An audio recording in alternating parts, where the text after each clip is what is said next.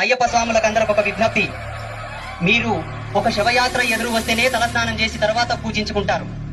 అయ్యప్ప దేవస్థానం వెళ్ళేటప్పుడు ఒక సమాధిని దర్శించుకుంటున్నారు. ఇది మన దౌర్భాగ్యం. ఇప్పటికైనా అది మార్చుకోవాలి. ఇలాగే ప్రతి గ్రామంలో, ప్రతి జిల్లాలో, ప్రతి మండలంలో కూడా దర్గాలకు పూజలు చేయడం, దర్గాలకి కందులు చేయడం కూడా బంద్ చేయండి దయచేసి చెప్తున్నా. అవసరం లేదు మనకు. సనాతన ధర్మం ఎప్పుడు కూడా ప్రాణం లేని విగ్రహాలకు పూజ చేయమని చెప్పలేరు. 30 అటువంటిది ఒక సమాధికి మొక్కితే నీ కోరికలు తీరుతాయన్నంత అజ్ఞానం నీకు ఎక్కడ దాపరించింది? ఎవరిచ్చారు మీకు ఈ హక్కు? ఏమి తక్కువైందని మనం విధర్ములకు పూజలు చేయాలి? ఏమి ఇచ్చలేదు నీ ధర్మం నీకు? ఏమి లేదు నీ శాస్త్రాల్లో నీకు? కొన్ని కోట్ల చరిత్ర కలిగినటువంటి జాతి మనది.